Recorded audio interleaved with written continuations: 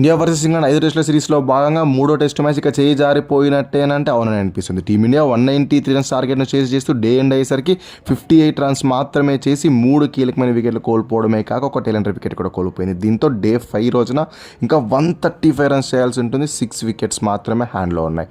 తొలుత England 2 runs over night స్కోర్తో బరిలోకి దిగి కేవలం 192కి ఆల్అౌట్ అయిపోయారు. దీంతో టీమిండియా అలా ఓకగా ఈ టార్గెట్ను చేస్తుంది అనుకుంటే ఇంగ్లాండ్ బౌలర్స్ అన్ఈవెన్ బౌన్స్ని అద్భుతంగా ఎక్స్ట్రాక్ట్ చేసి మన టాప్ ఆర్డర్ని విలవిలలాడించేశారు.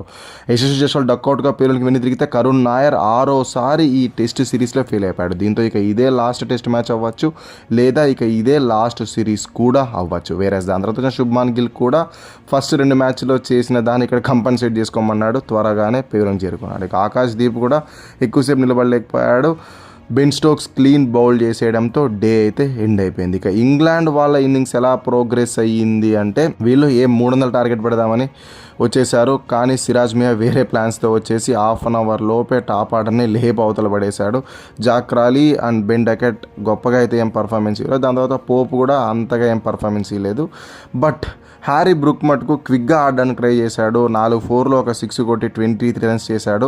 అయినప్పటికీ ఎక్కువసేపు క్రీజ్లో నిలవలేకపోయాడు. కానీ Ben Stokes and Joe Root మటుకు ఒకవేళ ఇంగ్లాండ్ గెలిస్తే ఈ పార్ట్నర్షిప్పే మ్యాచ్ డిఫైనింగ్ అవుతుందేమో. ఎందుకంటే తలా 96 బాల్స్ ఫేస్ చేసి అద్భుతంగా బ్యాటింగ్ చేసి మన బౌలర్స్ని ఫ్రస్ట్రేట్ చేసి లంచ్ వరకు 5th వికెట్ పడకోకుండా 98 రన్స్కి వెళ్ళిపోయారు. లంచ్కి వెళ్ళొచ్చాక కూడా 67 రన్స్ పార్ట్నర్షిప్ చేశాక ఆ పార్ట్నర్షిప్ అయితే వాషింగ్టన్ సుందర్ బ్రేక్ చేయగలిగాడు.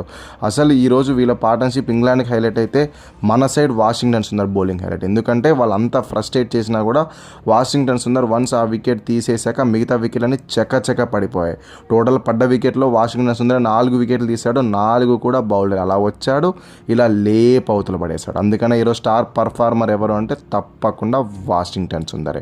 ఇక టీమిండియా రేపు డే 5 రోజున ఏం చెయ్యాలి అంటే సింపుల్, కేఎల్ రాహుల్ చుట్టూ మిగతా బ్యాటర్స్ని ఆడమని చెప్పాలి. KL Rahul match final run score చేసేదాకా క్రీజ్ పైనే ఉండాలి. లేదంటే గిన మనకి కష్టాలు తప్ప. ఇక రిషబ్ పంత్ ఎలాగో ఉండనే ఉన్నాడు. ఇలాంటి అన్బిలీవబుల్ నాక్స్ ఎప్పుడు ఆడుతూనే ఉంటాడు. కాబట్టి వీళ్ళిద్దరు వికెట్ రంచుల వరకు చేస్తే మిగతా ప్రిసీడింగ్స్ మన ఆల్రౌండర్స్ అయితే కంప్లీట్ చేయగలరు. లేదు ఈ రోజులాగా వికెట్ టకటకా పడితే గిన ఇంకేం చేయలేం.